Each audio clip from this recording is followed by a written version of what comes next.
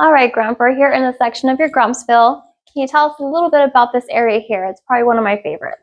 This is basically an auto wall. So where I mix a lot of the other stuff in the shop with American stuff, this stays true to automotive. So you have oil cans, engine tune-up bottles. You have a bunch of that stuff. A lot of it's my collection, but you'll also find a bunch of these cans and knickknacks all over my collectibles section of my catalog. And this piece right here is probably one of my favorites. I know it's been in your shop for a long time. Can you tell us a little bit about this piece? Yep, that is, as you can see, it's a Keystone garage. And so these were big in the 30s and the 40s. Now this one, I narrowed down to somewhere in the mid 30s. So I had a 1934 Ford Hubley car, kind of to scale. So when I decided to list this under the toy section of my collectibles catalog, I included that. And these are pretty big dollar on their own. So it's a good deal when you buy the whole thing together off of the website.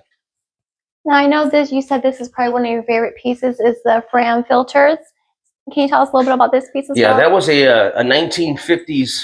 I'm assuming automotive. It could have been anywhere that Fram filters were sold, and what Fram did is they would give those to the shops, and so this one here would be kept plugged in behind the counter, and then this would sit on the counter, and this is your ashtray, and this is your lighter. And what's unique about that piece is it's not on, even if it was plugged in right now, but as soon as you tip that over, that end gets red hot and lights up your cigar or cigarette. And then when you were done lighting, you would just turn it up, put it back down on the counter, and it would shut itself off. So that's a really cool piece of like Tobacciana and automotive collectibles in one set. Very neat. And I know this is probably one of your favorite pieces too. One of my pieces that we have bought for resale, not to keep. That one is really cool. You can see those go for big dollar and they don't even have markings on them. What's really cool about that is there are hundreds of carburetor pieces and the base is stamped Carter carburetor right in it in red. So that will be a unique find for an early Chevrolet guy, because Carter carburetor, where Stromberg and Holley were Ford carburetors, Carter was Chevrolet. So it's a really cool piece, and it's like a Lazy Susan. So this would have sat on the counter, and a gentleman that was looking for a carburetor piece for his Carter, you'd be able to spin it and go through all the drawers and figure out what he needed and then buy it at the counter. What I like is that it's like a really neat piece of history as well, too. That, and it's just high quality wood, really nice. Now, one of my favorite pieces in your shop that you carry, and I know you don't carry too much of it, is the Pet Boys. It's just something about the graphics that I love about that time. They really made and put in a lot of detail into the work. Well, I do feel I say a lot of Pet Boys. Pet Boys stuff is hard to find when it's early Pet Boys. I don't want any of the modern Pet Boys because the way of the world, they took the cigar away from them. And so the advertising cans and whatnot that I like to find and resell all have the cigar of the, I don't know if it's Pet Boy, if it's Matty Moore Jack, but the cigar was taken away because it's not couth to smoke or whatever, All right, we're standing here in front of one of your favorite pieces, if not your favorite. And it's not even old. Can you tell us why? Yes.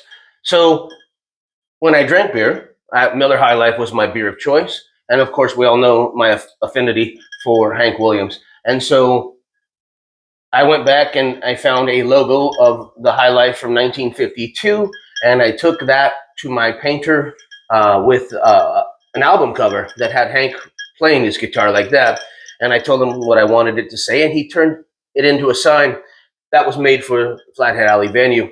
And that venue then became like iconic for the venue. After every show, you'd find couples standing in front of it taking pictures. You'd see the band taking pictures of the sign. And so I had it made into a 12 by 18.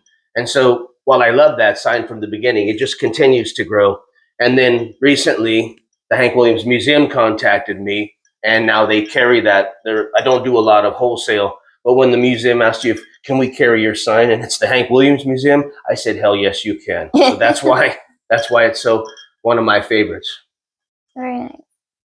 All right, Grump, we're here in the section of Grumpsville. This is more like the women and men's and children's section.